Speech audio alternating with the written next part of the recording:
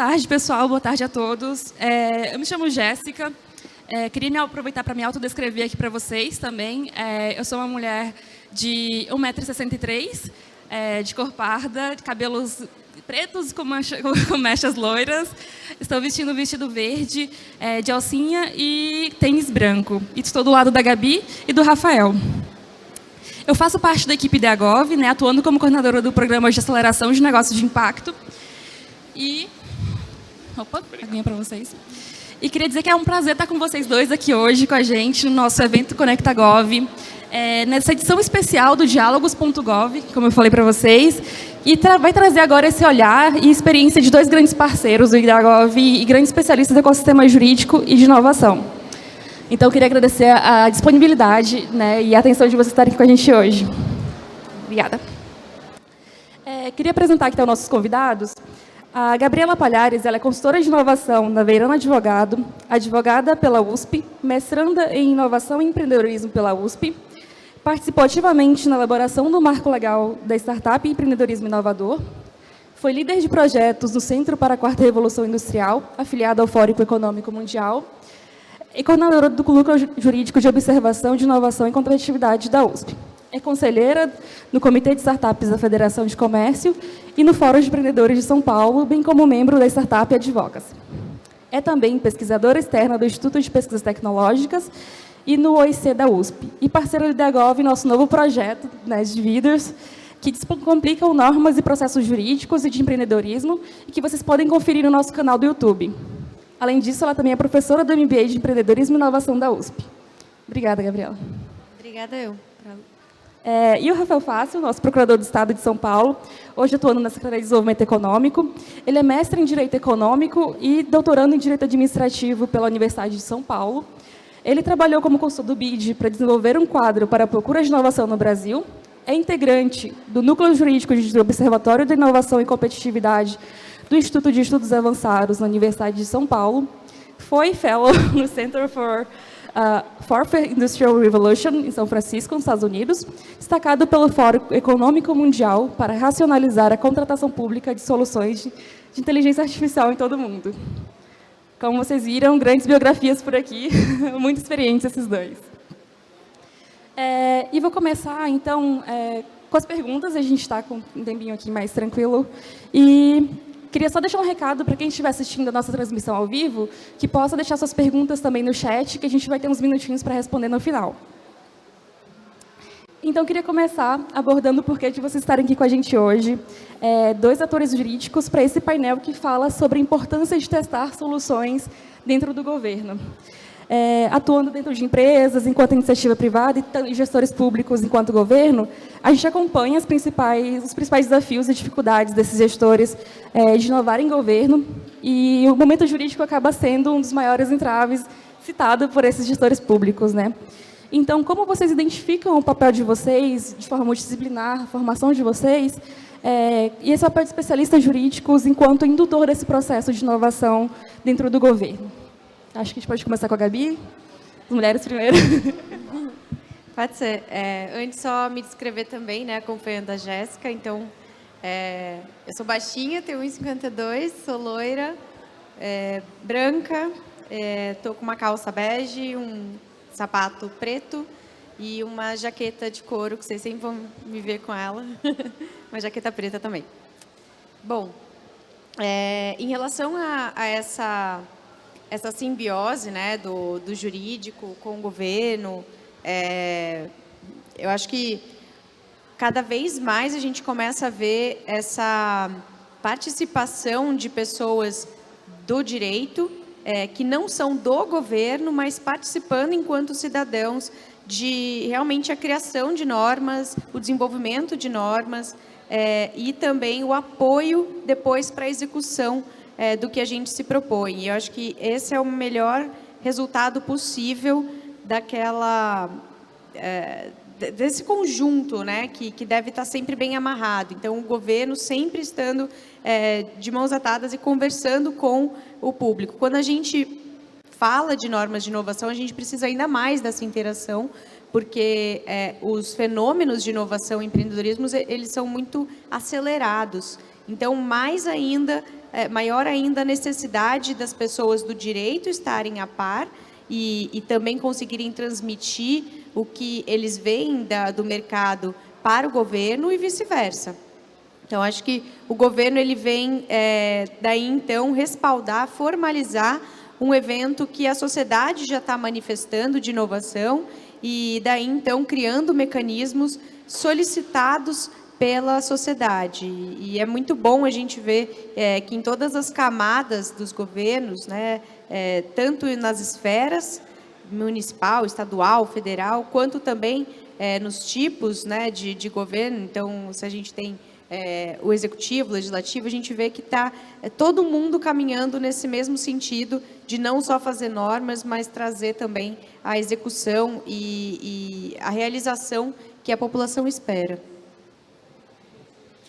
Bem, vou começar aqui, né, primeiro agradecendo a você, Jéssica, pelo convite, pela oportunidade de estar de novo com a Gabi, nosso compromisso com acessibilidade, então também vou me descrever.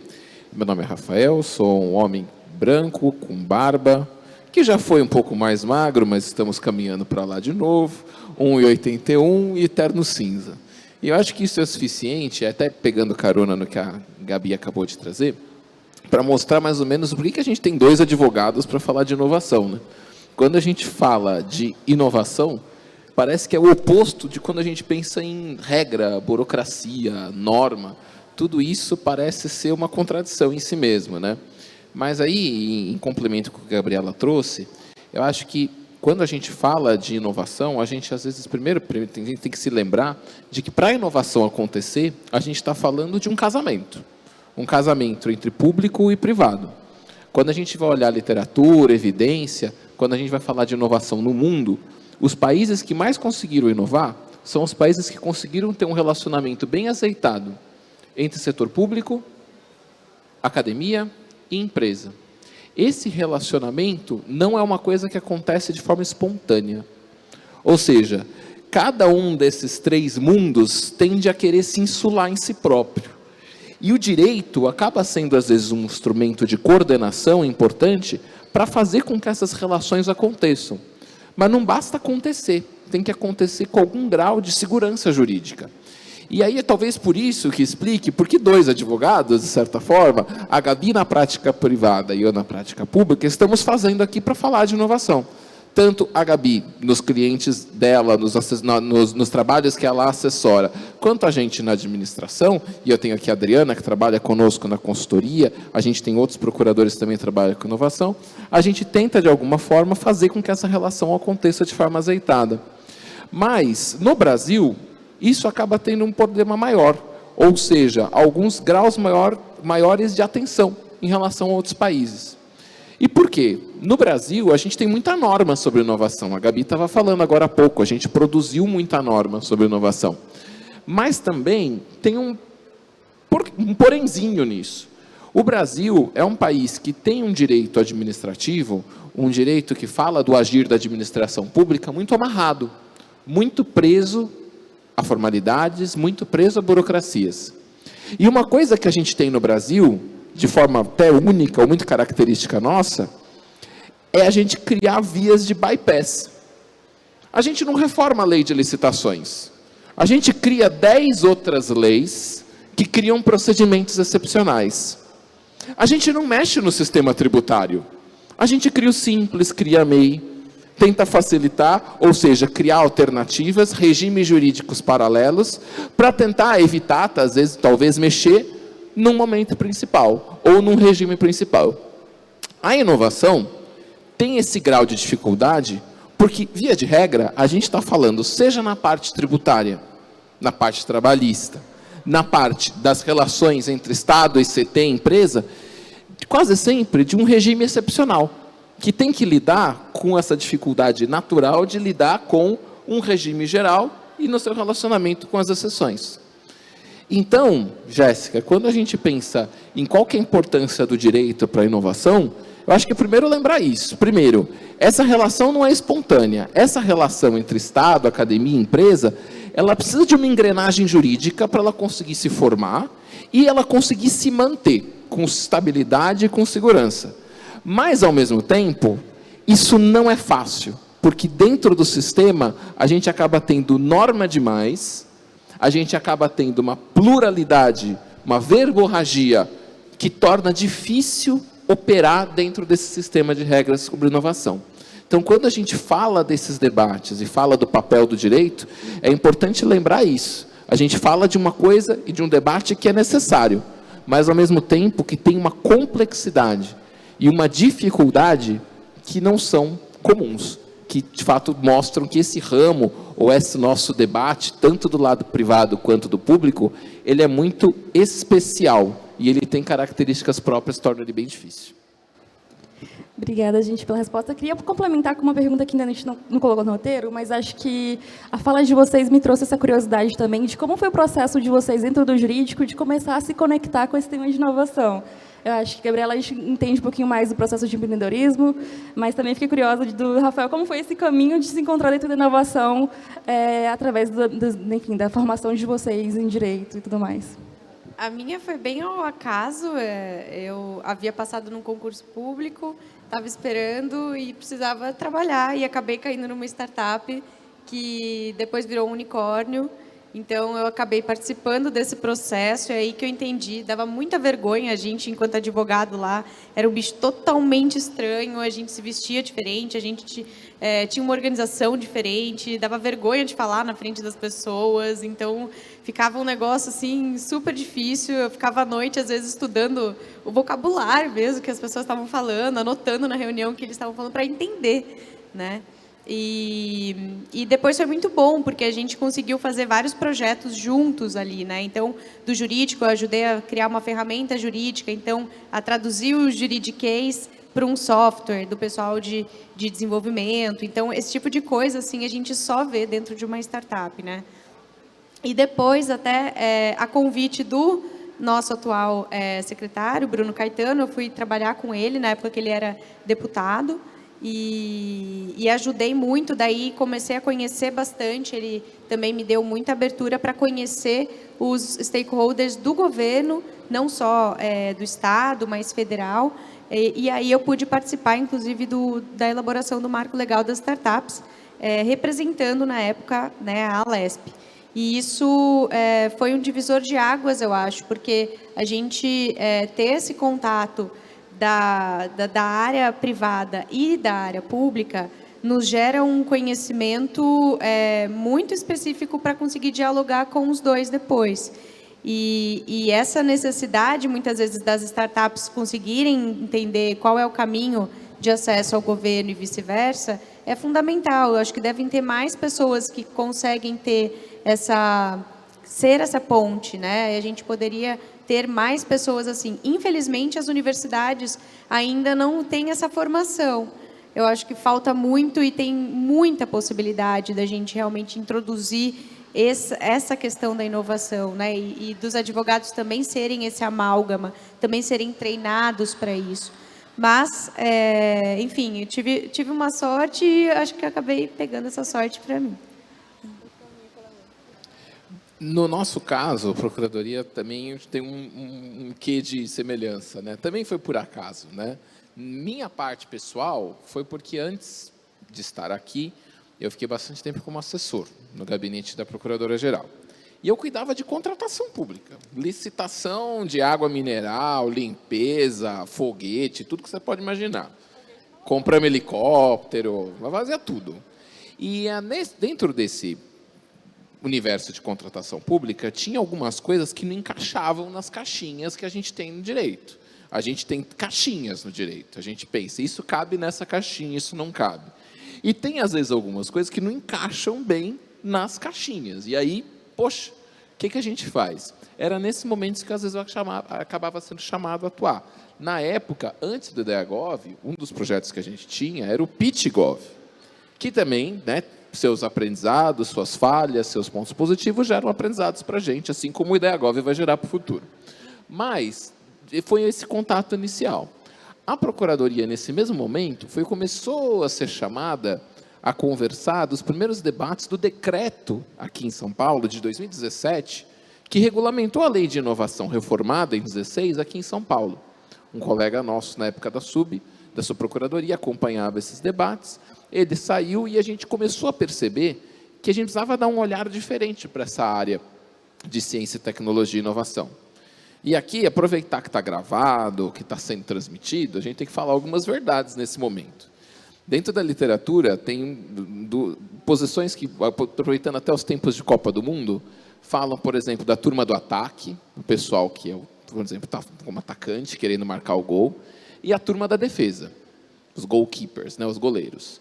A procuradoria, até determinado ponto, e de certa forma, até hoje ainda, está muito mais na turma da defesa do que na turma do ataque.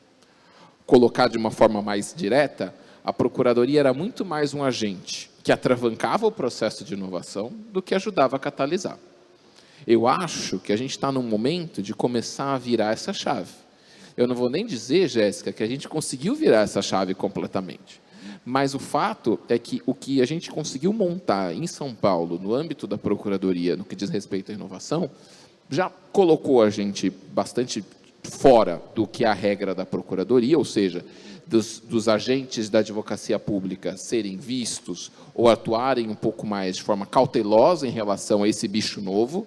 Como a Gabi falou, né, o advogado tem uma questão de linguagem muito própria, o advogado costuma falar difícil. São coisas que a gente tem que começar a desconstruir. Até os próprios estereótipos, quando a gente começa a trabalhar nessa área que necessita de interface com empresa, com startup, com outro tipo de linguagem, mas também com ciência, com ICT, com universidade, que acaba mostrando quanto, às vezes, a gente acaba ficando dentro do nosso quadrado e a gente precisa demolir essas paredes para conseguir chegar um pouco mais lá fora. Mas, de certa forma, também foi por acaso. E esses nossos dois por acaso mostram uma coisa que acontece, talvez tanto no privado quanto no público. Se tanto o envolvimento da Gabriela quanto o meu foram por acaso, isso mostra que, às vezes, se deveu muito mais a Gabriela enquanto pessoa, porque teve experiências pessoais que levaram para a inovação. Ou o Rafael enquanto pessoa, enquanto procurador, que conduziu aí algumas experiências pessoais rumo à inovação. E que leva a gente para o seguinte debate: em que medida o assunto ciência, tecnologia e inovação é um assunto que está institucionalizado? Em que medida as instituições, a universidade, a gente não teve direito para startups na nossa curso de graduação. Em que medida instituições, procuradoria, secretaria, governo, tratam desse tema como um tema que é próprio? E que esse tema não precise, portanto, ficar dependendo, ou então acabar sendo conduzido por pessoas dentro das organizações, mas pelas organizações por meio da sua própria agenda como si. Então, eu acho que isso mostra um pouco desses debates, e a sua pergunta é legal, Jéssica, porque mostra um pouco o quanto a gente ainda tem a avançar nesses temas. Não, obrigada. Muito bom conhecer essa experiência de vocês, e acho que a gente tem visto esse papel, como o Rafael estava falando, assim, de outros órgãos, né, órgãos de controle, por exemplo, o TCU, tomando essa iniciativa, mudando um pouco desse status que a gente tem de iniciativa de inovação dentro do governo, né? E a gente consegue antecipar esses passos, né? Antes de passar pela PG, a gente já tem todo um processo ali desenhado para facilitar a nossa vida, então é muito importante a gente começar a mudar essas ordens, esses paradigmas mesmo. E, Gabriela, falando um pouquinho mais sobre a sua experiência como advogada e consultora de inovação, queria trazer mais uma vez essa intersecção, né, do jurídico e do empreendedorismo. Então, você tem essa experiência de acompanhar diretamente empresas inovadoras e, como vocês podem ver, é um trabalho ainda bem especializado, né? A gente não tem não é tão comum para o direito a gente ter essa intersecção.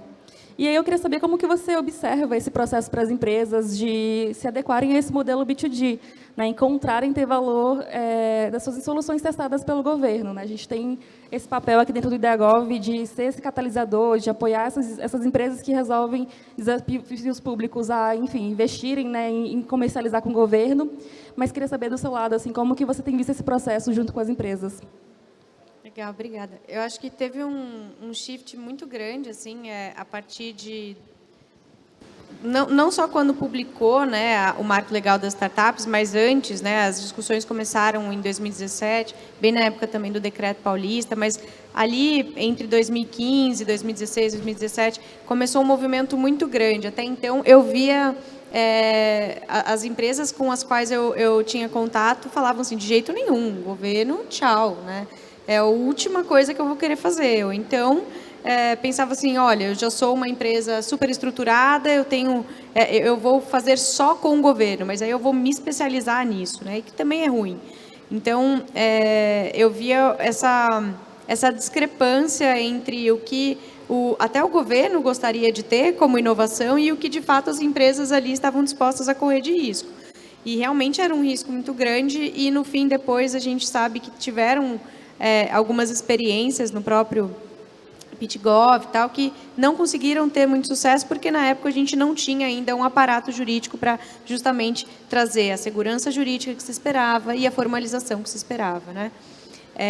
Com essas novas discussões, eu acho que as pessoas foram, as instituições principalmente, né, mas a gente ainda lembra das pessoas que participaram, né, de cada uma das atividades, porque ainda tem essa individualização, como o Rafael falou, mas trazendo um arrojo maior para algumas iniciativas, não só do governo, de governos também, tanto municipais, quanto estaduais, quanto federal, e também instituições privadas e instituições público-privadas também, né? Então, a gente vê, por exemplo, no Banco do Brasil, né, a gente tem uma iniciativa muito grande agora para investir em startups, e essas startups, uma das linhas deles, uma das 5 linhas, é o investimento em startups que vão ajudar em soluções para o governo.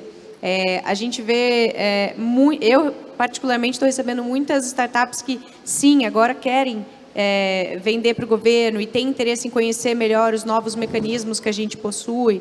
Muitas prefeituras procurando também para dizer, olha, agora a gente está interessado em criar um programa, considerando todo esse movimento que a gente veio vendo, né, desde o marco legal e todas as leis de inovação que a gente tem. Eu acho que a gente está pronto agora, a nossa secretaria tem agora alguém especializado nisso, a gente quer trazer outras. Então, eu acho que está realmente tendo esse amadurecimento, não é rápido, mas, de fato, do meu ponto de vista, né, do meu lugarzinho aqui, do ambiente privado, eu vejo que esses atores estão se organizando e estão criando boas conexões para realmente fazer acontecer as soluções B2G, né? Não sei se você tem a mesma visão, mas... Só complementar bem rapidinho, eu concordo, eu acho que a gente avançou muito em termos de institucionalidade nesses últimos anos. Então, só ano passado a gente ganhou um monte de modalidade nova, teve nova lei de licitação, teve o marco legal das startups, chegamos a uma solução para aquele impasse que a gente chegava no final do PitGov, de ter uma solução montada a 4 mãos, testada pela administração e não ter como contratar, que era ruim reputacionalmente para a administração, mas pior ainda para a sinalização que a gente dava para o setor privado. Então, a gente avançou muito. Agora, a gente tem um desafio que talvez não é mais construir norma, agora o nosso desafio é capacitar gente, é reduzir insegurança jurídica, que ainda é muito presente.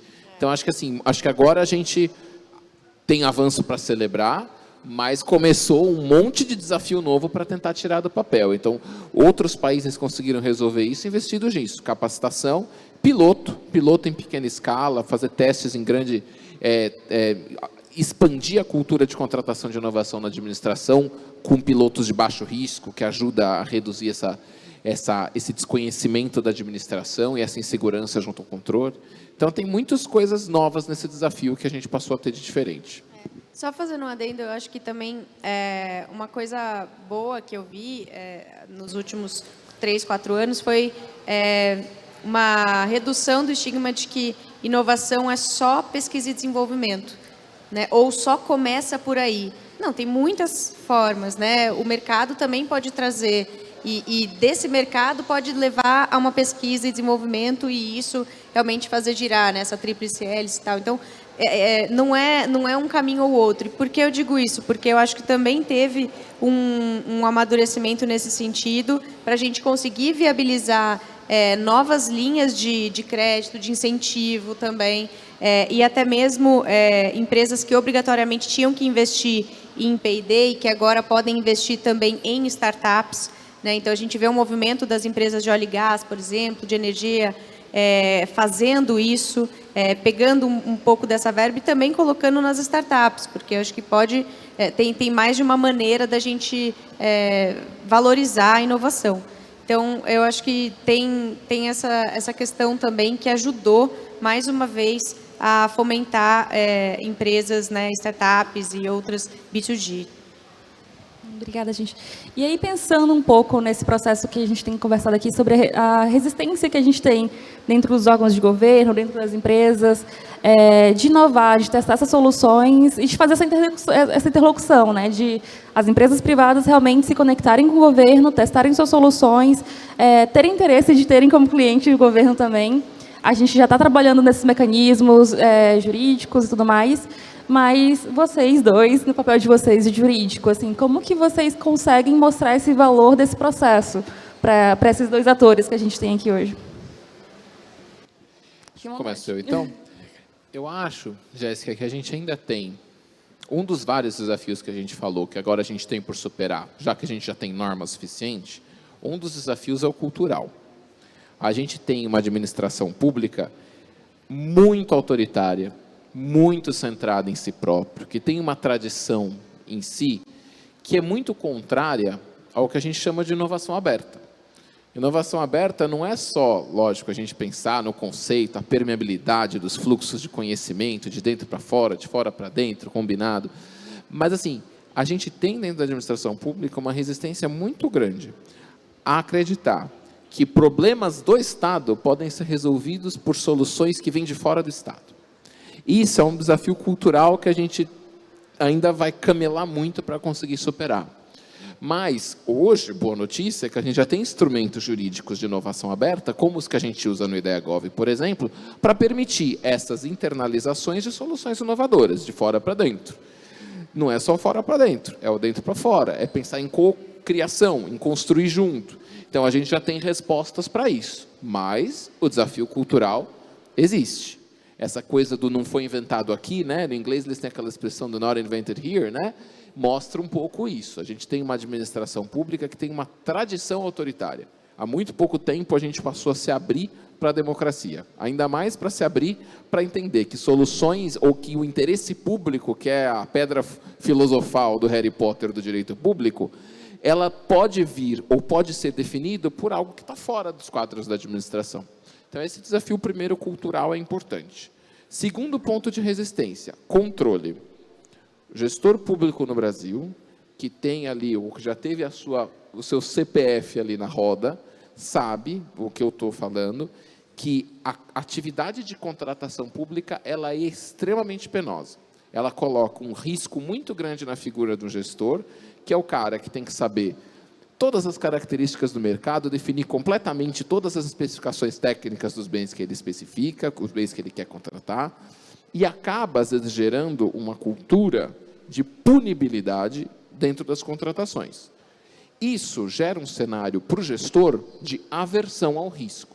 Isso não é uma coisa do Brasil, isso é uma coisa do mundo todo. O debate sobre contratação de inovação é um debate sobre como superar o desafio de aversão a risco do gestor público. O nosso cenário de aversão a risco no Brasil, ele é potencializado, ele é maior.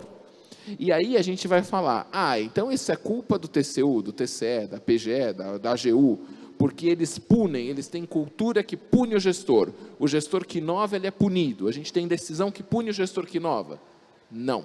Se a gente for olhar a jurisprudência, a gente não tem uma jurisprudência punitiva do gestor que inova. A gente tem falta de casos de inovação. Ou seja, o caso não chega à apreciação do TCU, não chega à apreciação do TCE. O que acontece é que a própria aversão a riscos faz com que o gestor queira, por sua própria natureza e até por inércia, perseguir caminhos de compra tradicional. É melhor eu ir pelo pregão, que mesmo se der deserto, mesmo se eu não conseguir achar ninguém, eu não vou ter tanta dor de cabeça para justificar, porque eu, por exemplo, usei o marco legal das startups ou encomenda. Então, esse caminho do controle, e que gera no gestor público esse comportamento de aversão, é alguma coisa que precisa também, de certa forma, da gente, advogado, com até um papel de evangelizador, de mostrar, olha, agora você pode fazer isso. A lei permite, no marco legal das startups, que o potencial de resolução do problema seja o seu critério de escolha. Ou seja, não precisa ser preço menor, dá para superar esse entrave. Então, ainda tem uma questão, Jéssica, de desconhecimento. desconhecimento das potencialidades que o marco legal trouxe, que todas essas reformas normativas trouxeram, mas ainda muito atrelado a essa primeira questão cultural que a gente mostrou. Então, eu acho que esse papel de resistência, ele é muito mais devido a essas questões, desconhecimento, aversão a risco e uma resistência talvez que dê do ponta do próprio medo da aplicação do que é novo, do que propriamente porque o setor produtivo ou que a academia não se articulam ou não se articulam suficientemente no Brasil. Essa articulação pode ser melhorada, pode ser expandida e pode ser potencializada, mas é muito mais, ao meu ver, esses pontos hoje do que propriamente uma questão de falta de instrumento jurídico, falta de potencial normativo. Uma ótima visão da gestão pública mesmo. Obrigada. Legal. E acho que não só do ponto de vista de desconhecimento do governo, né? Acho que também do ponto de vista do privado, da startup e até das grandes, muitas vezes, né? Que também, às vezes, vão passar por um processo e tem alguma solução inovadora. Então, eu acho que por isso que é tão legal, né? O programa IdeaGov, o Impact Hub, todo esse projeto aí de realmente trazer informação de qualidade, tentar trazer da maneira mais simples possível algumas coisas importantes, daí não só para as startups, mas também para quem estiver investindo e para o governo. É uma ponte fantástica. Mas, e só fazendo também um contraponto em relação ao governo, né? Às vezes a gente acha que o governo também tem muito entrave, que é só ali, mas eu ajudo bastante muitas startups que estão negociando com grandes empresas num processo de Open Innovation. E às vezes é tão burocrático quanto com o governo. Às vezes chega a ser até mais, assim, porque também tem uma questão de desconfiança ali, né, de um, de outro. Então, eu começo a ver que, bom, quem sabe um dia o governo fica até mais simples, né? A gente começa a falar assim, nossa, acho que eu vou fazer com o governo, porque com essas grandes... Ou então os dois simples, né? Melhor ainda. Mas, assim, é difícil. Essa relação, essa confiança, é difícil para todo mundo, mas quanto mais a gente conseguir informar e trazer quais são os mecanismos acessíveis para todos eles, melhor. Né? Obrigada, pessoal. Eu vou aproveitar esses últimos minutos para abrir para perguntas da plateia. Alguém tem aqui? Ou se tivermos alguma pergunta no chat também. Pode verificar? Até agora. Alguém por aqui? Então, vou... Olha, tem ali. Deixa eu...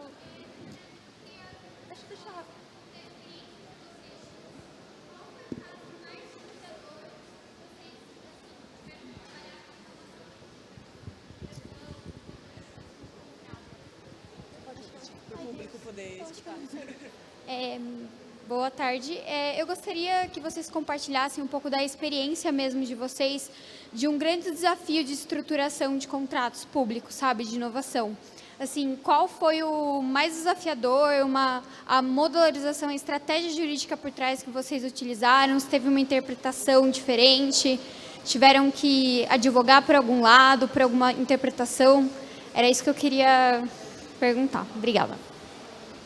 Acho que o Rafael vai poder responder melhor que eu, assim. Eu sei do ponto de vista das empresas que eu atendo, né? Então, muitas agora tentando fazer esses testes, principalmente em empresas de óleo e gás, eu estou atendendo bastante, tem muita verba agora sendo colocada para esses testes com startups, e então fica sempre uma discussão, puxa, compra pública de solução inovadora, encomenda tecnológica, e aí vai para o jurídico deles, o jurídico deles às vezes é uma caixinha preta, a gente não sabe muito bem quem que está falando ali atrás, o que ele vai... Então, às vezes está chegando numa solução, aí volta, aí troca. Então, de novo, essa questão da informação, né? E às vezes a dificuldade que a gente tem de acessar realmente o jurídico do outro lado do governo. Às vezes, chamar para uma sala um e o outro ali, nossa, facilitaria muito, mas às vezes a nossa interface não é o jurídico. Então, tem alguém de negócios ali, e essa pessoa de negócio depois vai transmitir o nosso juridiquês para o jurídico. E aí fica uma ponte que torna o processo um pouco moroso. Então, acho que essa é a minha maior dificuldade hoje em dia. Quando eu tento ajudar nessas iniciativas, a gente ter uma interface que não necessariamente é a linha direta ali de comunicação. Eu queria compartilhar 3 casos que eu acho que são bem legais. Talvez, assim, esse primeiro nem tem tanta complexidade jurídica, mas foi muito legal por conta da mudança que trouxe para a instituição. A gente conseguiu incubar uma startup dentro do Instituto de Tecnologia de Alimentos em Campinas. A gente conseguiu que a startup ocupasse um espaço dentro do Itaú, que é uma estrutura que, de certa forma, poderia ser o seu espaço otimizado. E a gente trouxe uma startup do setor de alimentos para estar ali, junto, fazendo inovação no mesmo dia, na mesma hora, no mesmo espaço. Isso foi uma primeira aplicação de um instrumento que está na lei de inovação para todo mundo usar.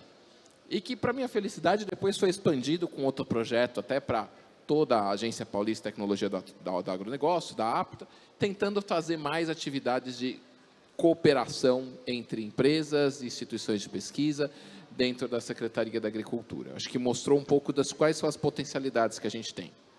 Um segundo que foi mais desafiador do ponto de vista jurídico foi quando a gente conseguiu ajudar, de certa forma, a formatação jurídica do IPT Open, que tem um projeto muito legal de tentar requalificar o espaço do IPT, trazendo recurso para a instituição, e que a gente conseguiu trazer ali, dentro de vários outros desafios jurídicos, uma estrutura contratual, complexa, de um cara que vai fazer um investimento robusto dentro de um prédio que vai ficar para o IPT, e toda uma sistemática de compensação, de benfeitoria, com compensação com contrapartida, para o cara conseguir amortizar aquele investimento com segurança jurídica. A gente conseguiu trazer já uma segurança maior com essa modelagem ali para dentro, e acho que tem dado ideias muito legais lá, porque a gente pode fazer dentro de espaços públicos e dentro de estruturas multiusuário.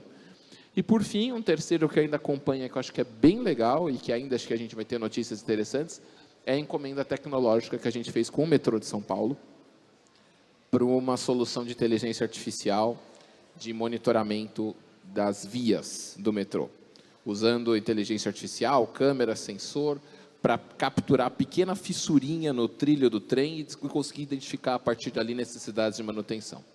Isso já seguiu, de certa forma, o toolkit que a gente fez na Procuradoria, foi uma das primeiras aplicações de encomenda tecnológica que a gente conseguiu lá, e, sobretudo, foi legal para a gente conhecer o processo, como é difícil fazer todas as etapas prévias.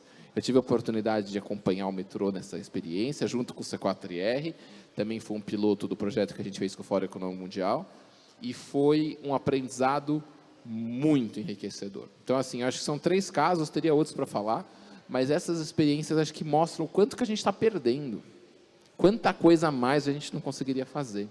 Então, acho que a gente tem muito ainda para conseguir explorar e tem muitas experiências legais que a gente poderia trazer. Respondido a pergunta? Tudo ok? Obrigada.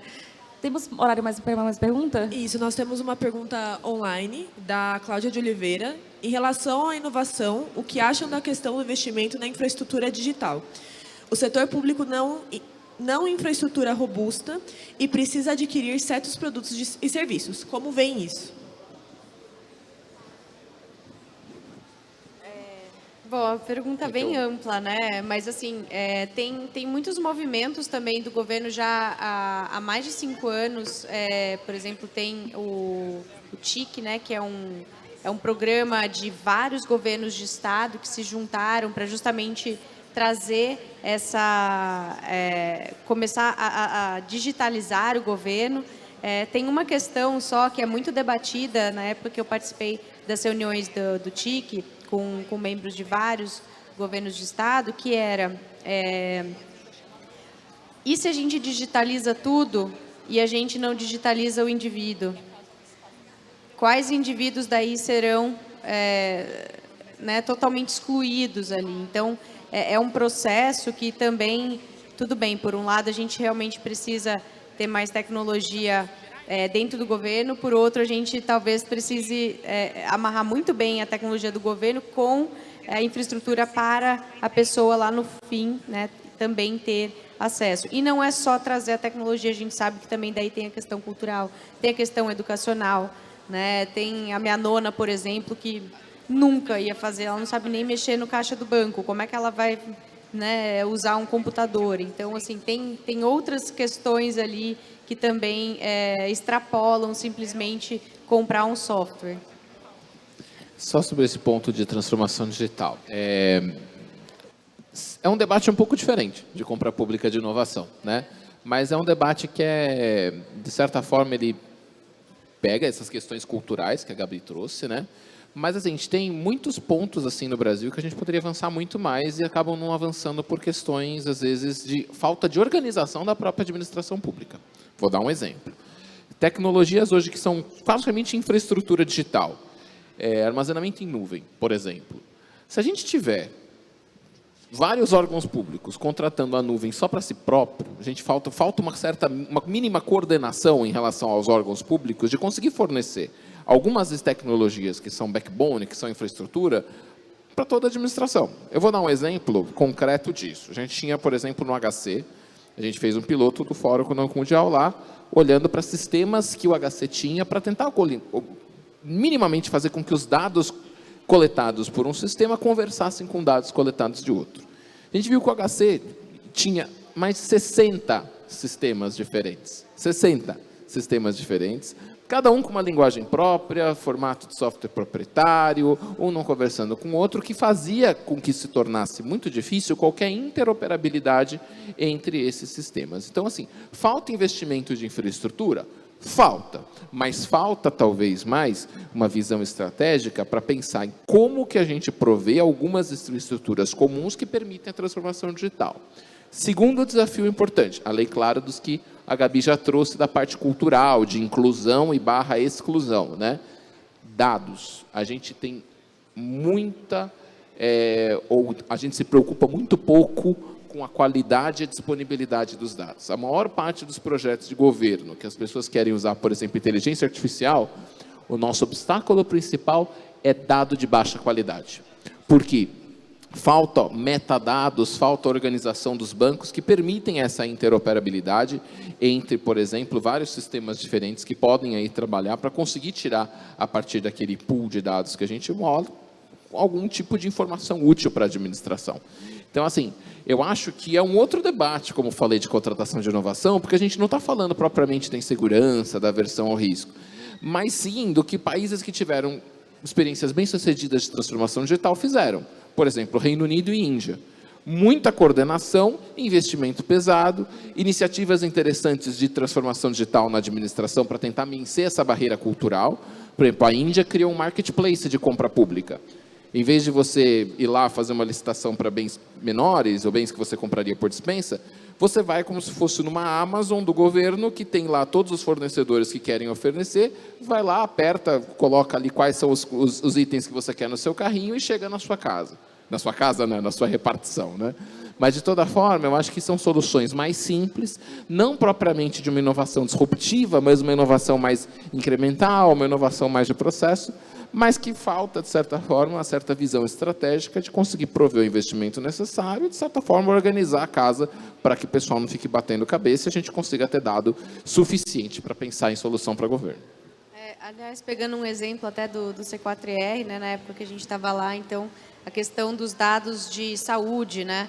A gente faz um monte, pelo menos da parte pública de saúde, então a gente tem a saúde primária, secundária, terciária, e os dados não se conversam, e muitas vezes as fontes ali são perdidas. Então, quando aquele sujeito que já está numa situação muito urgente vai, às vezes, para uma assistência secundária, boa parte das informações que o médico poderia ter naquele momento não estão com ele, porque muitas vezes ele foi ali no UPA, ficou ali, né, fazendo alguns cuidados paliativos, tem aquelas informações, mas, poxa vida, por que não prevenir, né? Por que não ter essa interoperabilidade dos dados e como conseguir essa informação de qualidade desde o comecinho, desde quando ele está ali no primeiro atendimento, no posto de saúde, como a gente consegue fazer essa cadeia se movimentar. E aí que eu acho que talvez possa ter um pouco essa questão de inovação, né, da gente contratar para soluções que extrapolam o tradicional, mas é claro que não precisa de nenhum software rebuscado. Existia até uma questão de, por exemplo, a gente começar a usar aqueles relógios que já tem boa parte das nossas informações ali, né? A gente também poder utilizar, por exemplo, esses relógios e os dados deles para fins públicos. Esse tipo de experimento, com certeza, pode ser discutido em uma compra pública de solução inovadora ou outro mecanismo. Agora, como o Rafa falou, né, acho que é uma questão de transformação digital que extrapola um pouco o debate. Queria agradecer as perguntas da plateia. A gente está encerrando agora o nosso último diálogo, o nosso último painel do dia. Queria aproveitar mais uma vez para agradecer vocês dois. Acho que a gente tenta, né, atuar também nessa resistência, nessa mudança de cultura, abrindo esses espaços para ouvir especialistas e pessoas como vocês, com a experiência de vocês. E é sempre um prazer ter vocês com a gente. E queria aproveitar para agradecer mais uma vez cada um. Gabriela, Rafael, quiserem falar mais alguma coisinha? Fique à vontade. Só agradecer e eu fico muito feliz de participar. Eu acho que são coisas assim que fazem a gente também se movimentar e tornam um exemplo para outros ambientes públicos e privados. Até no meu ambiente privado eu levo também o IdeaGov aqui como um bom exemplo. Então, obrigada pelo convite. É um prazer nosso. Só agradecer também, Jéssica, muito obrigado pelo convite, pela parceria nossa de sempre, né? E que o IdeaGov possa continuar a ser esse programa que é uma referência importante no Brasil em inovação aberta, que lega muita coisa, oferece muita coisa para outros gestores públicos que querem inovar. Obrigada, gente. Como vocês sabem, vocês estão de casa. E, mais uma vez, obrigada para todo mundo.